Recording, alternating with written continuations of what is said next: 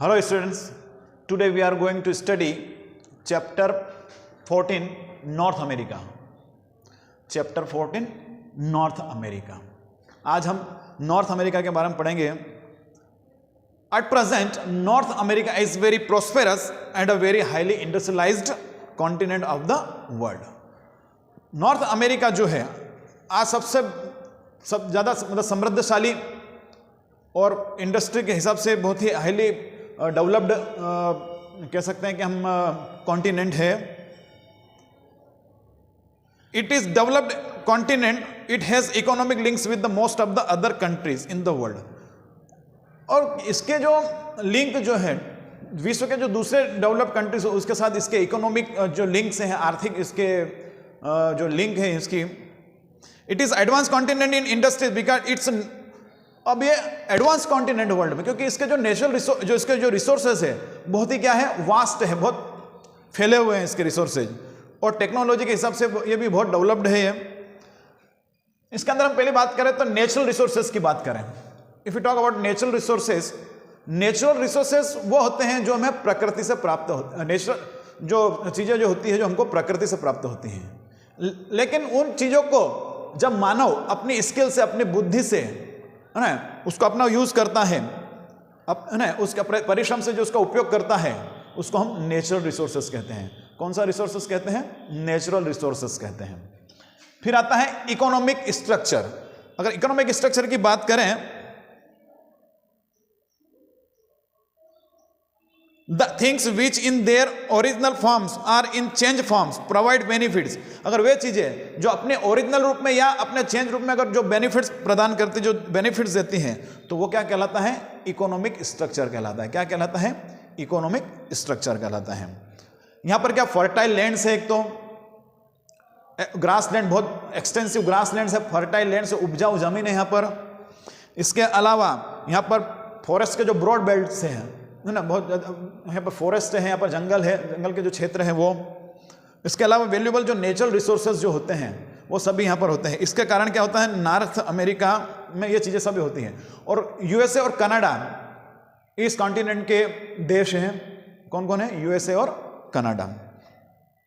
अगर हम main economic resources की बात करें नॉर्थ अमेरिका की, तो पहला है एग्रीकल्चरल रिसोर्सेज, कृषि संबंधी जो रिसोर्सेज होते हैं वो. फिर दूसरा है फॉरेस्ट रिसोर्सेज, वन संसाधन जिसको बोलते हैं. फिर है mineral and energy resources, mineral and energy resources. फिर आएगा फोर्थ अगर हम ले तो फिशरी रिसोर्सेज.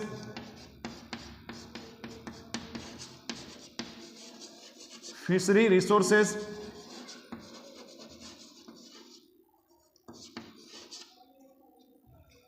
फिर फिफ्थ है industry and transport, industry and transport. फिर आपका आता है पॉपुलेशन एंड मेजर सिटीज.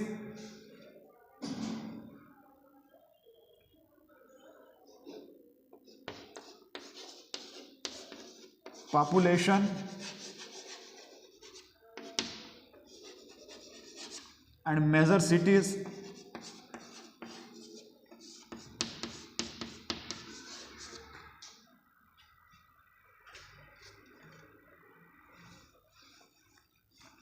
कौन कौन से रिसोर्सेज है यहां पर? एग्रीकल्चर रिसोर्सेज है, फॉरेस्ट रिसोर्सेज है, मिनरल एंड एनर्जी रिसोर्सेज है, फिशरी रिसोर्सेज, फिर इंडस्ट्री एंड ट्रांसपोर्ट रिसोर्सेज है, फिर उसका पॉपुलेशन एंड मेजर सिटीज.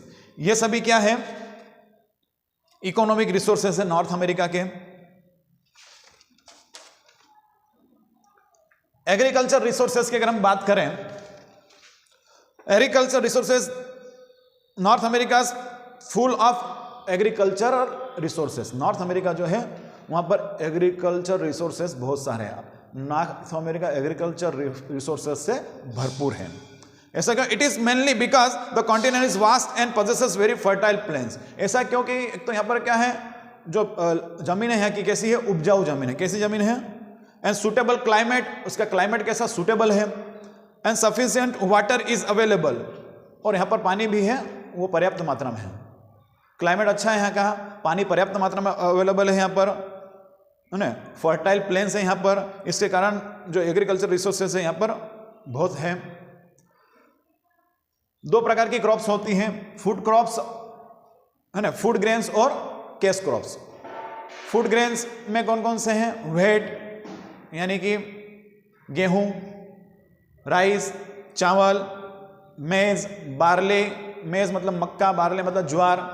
और अगर बात करें कैश क्रॉप्स की, कैश क्रॉप्स में आते हैं सोयाबीन, शुगर केन, ठीक है, soybean, sugarcane, groundnut, sweet potato, ये सभी क्या है? कैश क्रॉप्स हैं। एग्रीकल्चर, यहाँ पर एग्रीकल्चर बहुत डेवलप्ड है। ऐसा क्यों है?